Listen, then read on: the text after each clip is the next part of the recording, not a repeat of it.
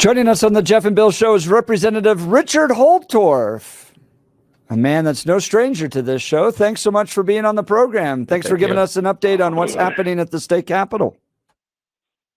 Well, it's never a dull moment here at the Gold Dome, and we've got the crazies trying to run this place. Yesterday we had a walkout protest from the Black Caucus, and also what I call the Radical Activist Democrat Socialist of America Caucus, and we have 6 card-carrying DSA members in our chamber. You can look it up. Colorado is California on steroids. Yeah, what were they upset about yesterday? Well, there was a bill, House Bill 1460, that got introduced that shouldn't have been, a late bill coming from Representative Herod, putting more restrictions on law enforcement. And even the DAs, even the Democrat DAs, specifically the Democrat DA in Jefferson County said, oh, no, put on the brakes. This is not good for anybody. Of course, you know, Rep. Herod, she hates cops and hates law enforcement and has been going after them for years during her tenure up here.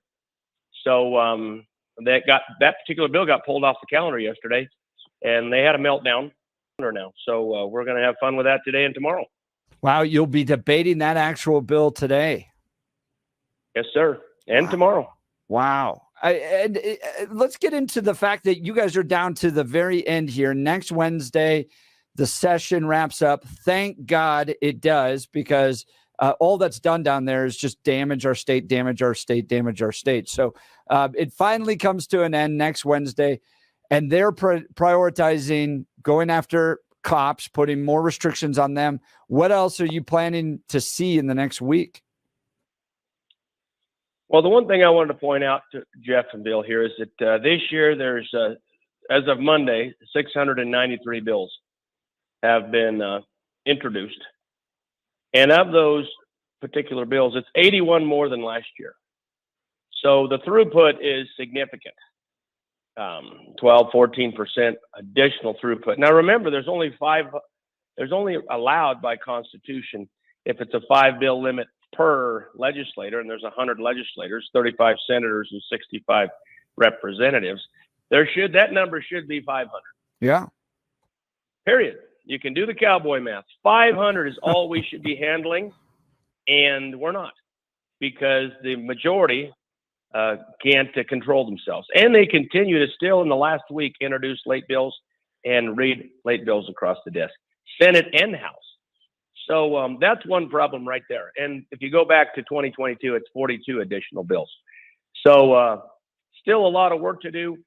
We don't know. I don't know, because the calendar gets let out every day. The majority holds that calendar, and then they release every day the bills they're going to introduce into the House floor.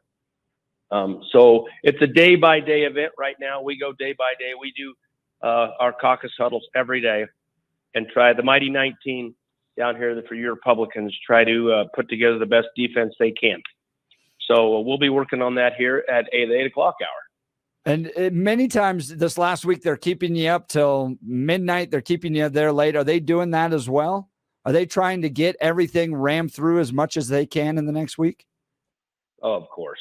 They are. It's a sprint to the finish. Now, arguably, we're running the clock as well, because we filibuster, we debate, we talk at length. There's a lot of things we do because we need to be heard. Of course, we have to navigate, as you know, yesterday, talking to Ron Weinberg, we have to navigate all these words and censure. And it came up yesterday.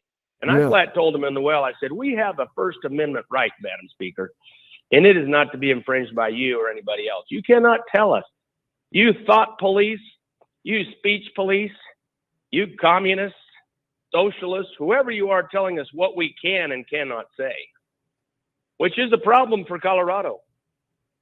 When the thought police and the speech police start telling you what you can and cannot say in this country and infringe grossly and directly upon your First Amendment rights, not to mention all the things that they're infringing on our Second Amendment rights.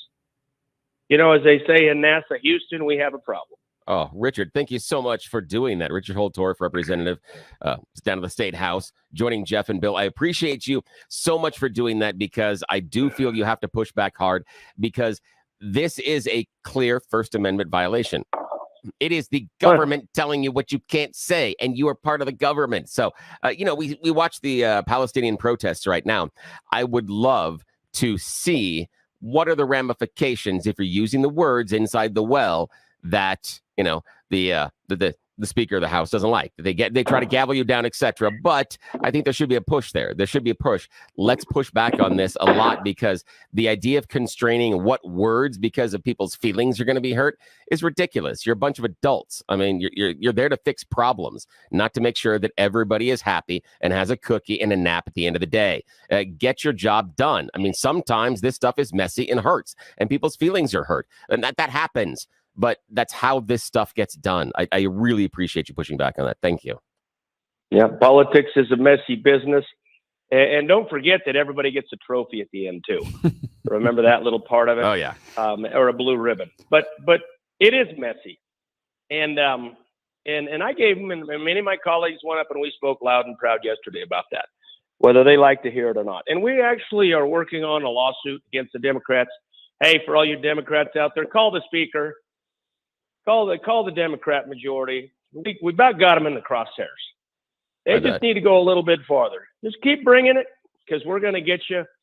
And when our lawyers roll in on you, and by the way, if any of your listeners out there want to help fund this lawsuit that's coming, you can call Rose Puglisi in the minority office and talk to her.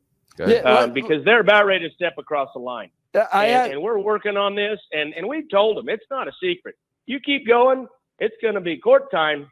And it won't be night court. I asked Ron Weinberg about that yesterday. Is anybody going to sue the Democrats on that? And you said, yes, Rose is getting ready to go after and sue the Democrats on their restriction of free speech down there. Let's just say we are building a case. Good. And Rose is a lawyer. We are building That's a case. There's too many lawyers down here, by the way, I think. But I don't want to go down that road. Places I could trip over lawyers. And that's one of the reasons I wear cowboy boots down here. Easy to clean off, yes. Yeah, you can scrape your boots off. Yes. But we are building a case. And if we get, and we are, the stack is getting pretty high. And we need to get the right lawyers in line. We need to get, of course, it's about a $200,000 bill right now, I think we figured, to go after them. And maybe some hotshot lawyers want to do a little pro bono work. I don't know. But we're building a case, and we're starting to build our war chest, because we just about have them in the crosshairs. They're going to be in trouble if they're not careful. And by the way, Colorado Republicans, what a perfect time to go after them, right here in 2024, election cycle season, when they're doing the things they're doing to restrict our constitutional rights. What a perfect time to display the tyranny of the majority in the state of Colorado. Now, Representative Holtorf, give us some predictions on how you think November is going to play out. Look, I brought in a whole lobbying team. We went down to the state capitol. We thought that if we just exposed the lunacy going down at the state capitol, the voters of Colorado would go, well, of course, we're not going to put these people into office anymore. They're lunatics. We're going to replace them. We're going to get balanced, reasonable lawmakers down there. And then year after year, the voters would just put the crazy socialist Marxists back into office. At what point do voters in Colorado wake up to what's happening down there and make some changes? And do you think that this November they'll actually make some changes? Well, that's a tough question, because I left my crystal ball in the pickup, and I think the batteries are dead. But I don't know, because I was with you. I thought there'd be enough pain. It'd be enough pain for the voters and the electorate to wake up. Colorado is a very unique state in that, number one, we have had more people, and I'm talking 20-somethings, 30-somethings, migrate from other states in the union to Colorado. Now, because we have Rocky Mountain High and marijuana is legal, a lot of the kind of people that do that, I'm not saying there's more Democrats smoking the devil's lettuce than Republicans. I don't know statistically that. But a lot of those kind of people are coming into Colorado, and they're setting up residence here. So the color and demographic of Colorado is changing. And the new people that come are not politically aligned, necessarily connected with Colorado politics.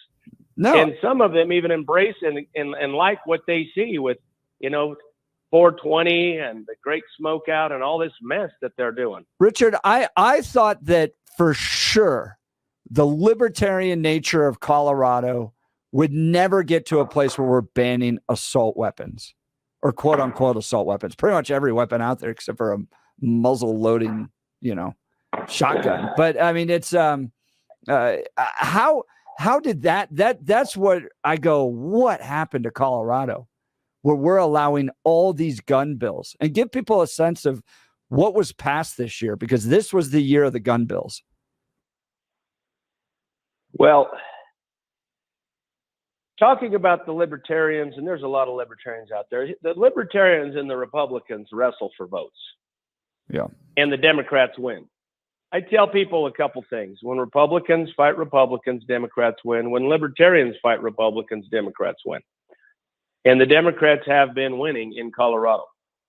And the other thing is Republicans in the Republican Party can't be a dysfunctional family. And we've got a lot of dysfunctionality right now within our party. And I'm going to take an exit here real quickly, but we'll get back on the Yeah, I'm going to ask you about whether or not you're going to fill out the survey. We're about ready to take an exit, so hang on, because it's going to be hard and fast. Now, when we have the state party doing these radical changes, when we have our state party chair and the executive committee doing things like demanding a survey for an endorsement, this quid pro quo methodology of doing business, which has never been done in Colorado before, we have a problem. And obviously, if you look at the survey, and no, I'm not going to fill the damn thing out, and about every Republican in elected office right now that I know, that I've talked to, isn't going to kiss the ring and say, oh, Dave Williams, King Williams, we'll fill out your survey and then we can beg for your endorsement from the state party. Not going to happen, my good friend, Dave. Questions like, do you support Donald Trump? Do you denounce Americans for Prosperity? Those are very biased questions. Here's another one. Who did you vote for in 2016 for president? Who did you vote for in 2020 for president? Are you going to vote for Donald Trump in 2024? I mean, how much bias can you have in there? A question here about opt-in or opt-out, which has been circling and causing a lot of consternation within the party over the last couple of years. Have you ever voted for a Democrat? And why? What are we doing here? Are you trying to do some kind of purity test? Will you Ukraine? Hey, Colorado. Hey, Dave Williams. It's not your job to focus on foreign policy. Well, That's a national function. Richard, that's not a state function. We're talking with Richard Holtorf. He's a Colorado House Republican. He's also the whip, the minority whip down at the state capitol. I think that's exactly what they're trying to do. They're trying to do a purity test. They want to see who is aligns with the leadership of the Colorado Republican Party. So, I looked through the questions. I think the only one that really, in my mind, gets to bias would be denouncing Americans for Prosperity. They're active in a whole lot of different areas, but why not, lay out what the proper role of government is? Do you support President Trump? How do we solve the immigration crisis? Why not fill that out? Well, the first thing is the state party shouldn't be demanding a candidate to secure their endorsement. The state party has a special role. Let me tell you what it is. Dave Williams, if you're listening, start taking notes. The state party is meant to be a coach for all Republicans in the state to build the Republican Party. The state party is supposed to, at all levels, coordinate all party election activities, working with the counties, working at the state level. Their job is to get as many Republicans elected as possible in a free and fair election. It's not their job to cull the cattle at the gate. What if we have candidates? Ronald Reagan said this: Republican Party needs to be a Big Ten. The bigger the tent, the better in Colorado, in my humble opinion, right now. Because if you haven't noticed, we're not winning. And the demographic and the sentiment of Colorado and the Colorado electorate is very eclectic and very dynamic.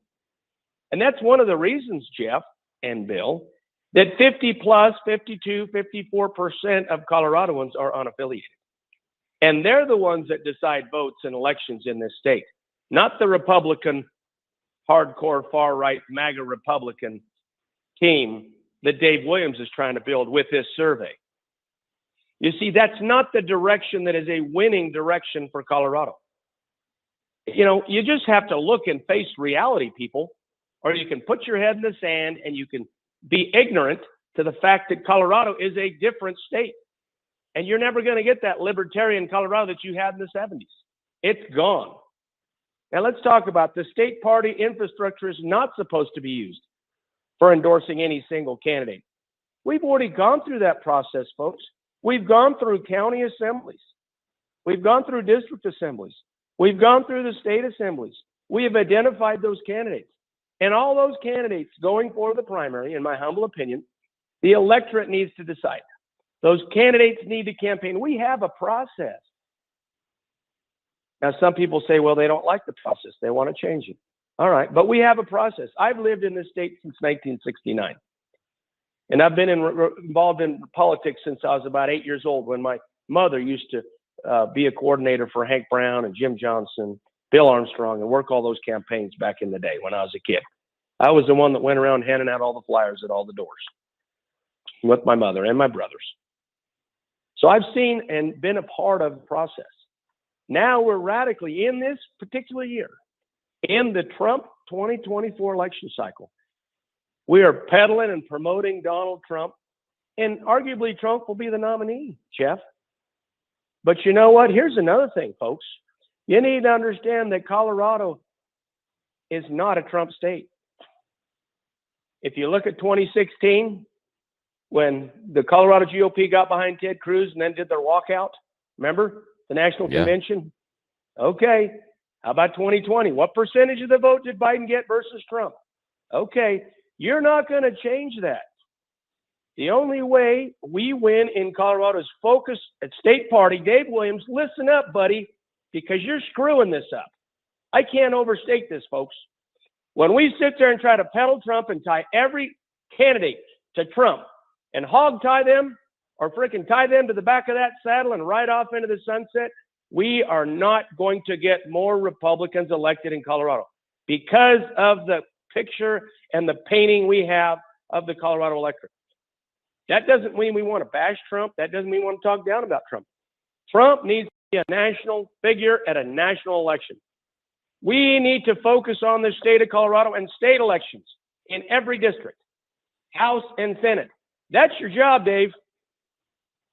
Richard and Holtorf, if you get this wrong, we're going to pay. Yeah, we're going to pay. Colorado State Representative Richard Holtorf, Minority Whip, joining Jeff and Bill this morning. I want to dovetail off that Donald Trump conversation, because if we go down this list that questions the Colorado Republican Party is asking right now of candidates, and we put that list of questions in front of the three top challengers that were in the Republican primary, Ron DeSantis, Nikki Haley, and Donald Trump, objectively, Donald Trump scores the worst on that questionnaire.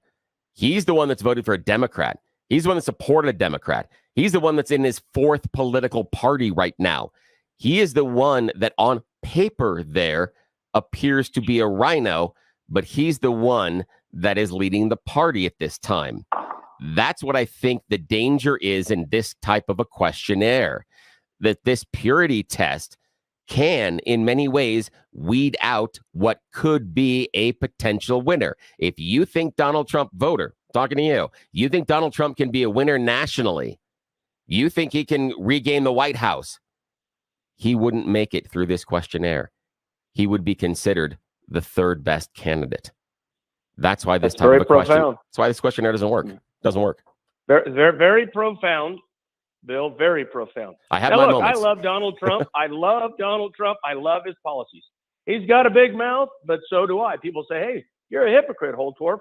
you're talking like Donald Trump here in the state of Colorado. Well, you know, it might be the pot calling the kettle black.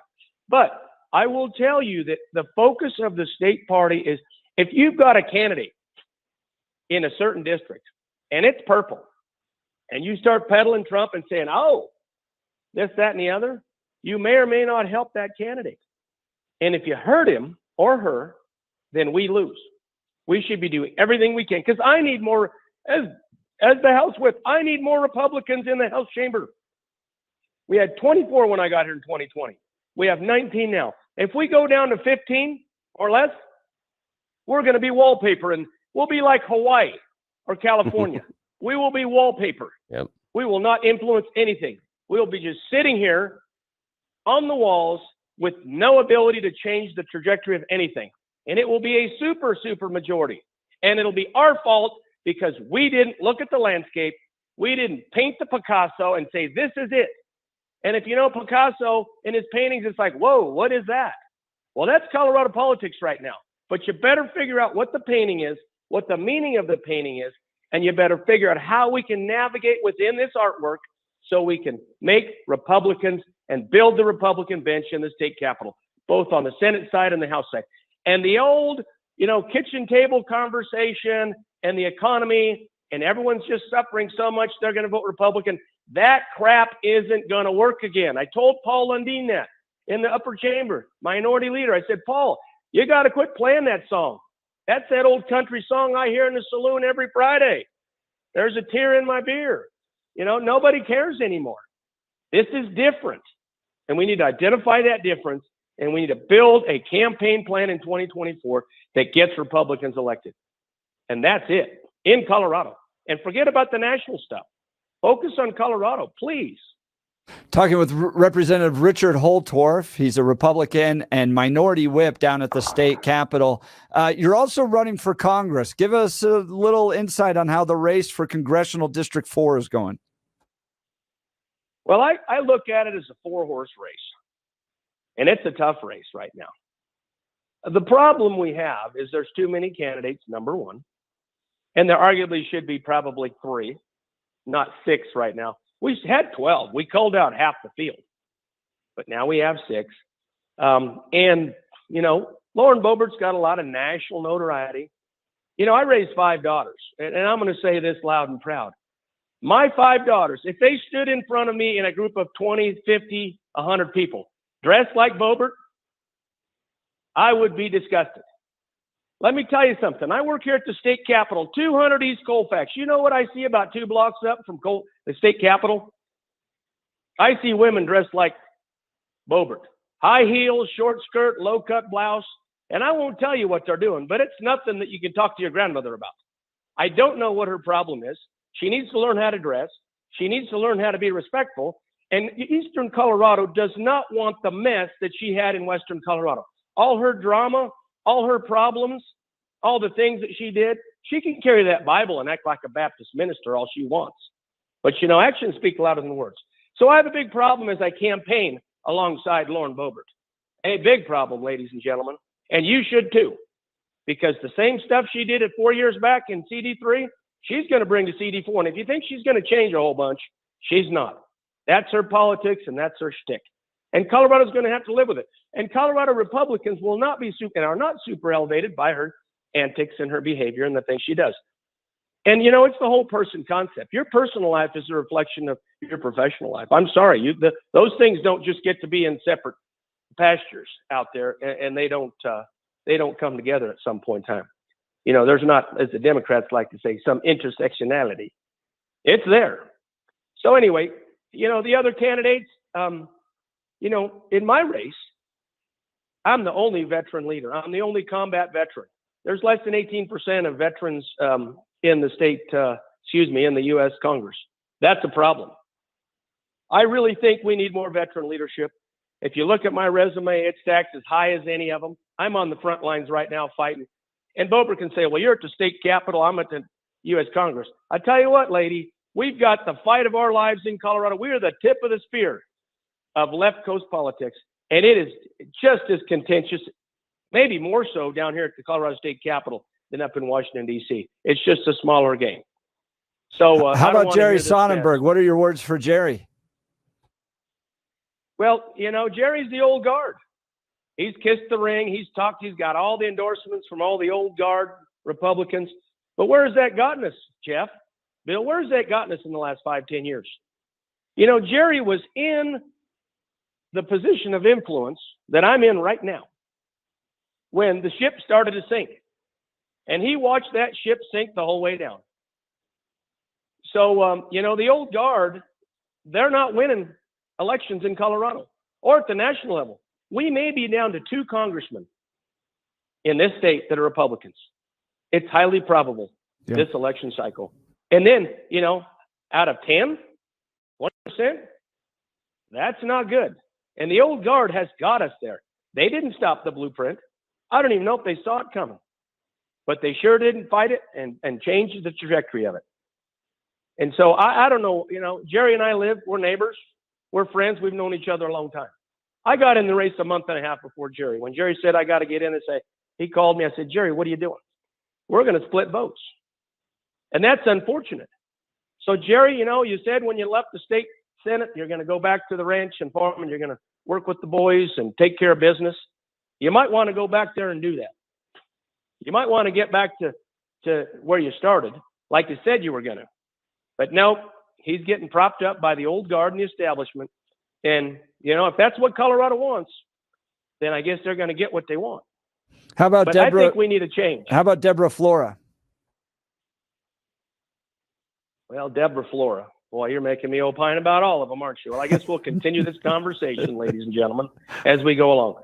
I was in Eaton at a district assembly. We were speaking. Deborah Flora spoke ahead of me, and I watched her give her speech. She's got a nice little speech. She had that in 2022, by the way, for all of you that were paying attention. It's the same speech. And she gave her little speech that she learned how to do when she was running for Miss Colorado or Miss America or whatever. Those speeches about, ending world hunger and saving the world and all this stuff that they do. And I watched her give her speech. And in her speech, she said, and when you send me to the U.S. Senate, I'm going to do this, this, and this. And I just said, really? Deborah. So I got up there behind her and I said, I don't know what you're running for, Deborah, but I'm running for the U.S. Congress, U.S. House of Representatives. I said, you might want to remember what you're running for. But she's all gloss and shine and I don't know how much depth she has. She claims to be a fighter. I'm inside the Capitol fighting. She's been on the steps blowing that horn for education and talking through the bullhorn. But what has she done in politics? What has she done in public service? She went to Hollywood, spent a long time there. She's not, she grew up in Colorado as a kid, but she spent like 30 years in Hollywood. Failed actress, a lot of B-rated movies, did some documentaries, came back home looking for a job. Oh, by the way, Colorado, and I hate to say this, but you can fact check this. When she was running for U.S. Senate, I was told by Eli Bremer that she was collecting unemployment from California. Now, if you're living in Colorado, why are you collecting unemployment from California? I don't know. I don't know, Deborah. And you're not looking for your next job, but you're on unemployment? That was in 2022. I could be wrong. These are just things that I've heard. So there's a lot of problems out there, and people need to really get down and look at these candidates and see who they are. Representative Richard Holtorf, he's down at the state capitol. He serves as the minority House whip. What's your website, Richard? Well, my website is Holtorf, F-O-R, Colorado. Holtorf, F-O-R, Holtorf4Colorado.com. You can also reach me at Holtorf4Colorado@gmail.com. No, this CD4 race is going to get wild. It's been wild, but it's going to get a lot more wild because some things are going to come out about some people. There's been discussions about how some people that served in state office couldn't keep their hands to themselves. I won't mention anybody, but it's not me that served up here. Not me. It's another candidate. And, there's some issues. You've got to treat women with respect. And so, those things might come out. People need to know. And that's the thing. I think sunlight and transparency is important. All this backdoor stuff and trying to hide the past and reinvent yourself or talk about you're something that you don't want people to know the good, the bad, and the ugly. I think the electorate should know everything about a candidate and put it on the table. Cards face up.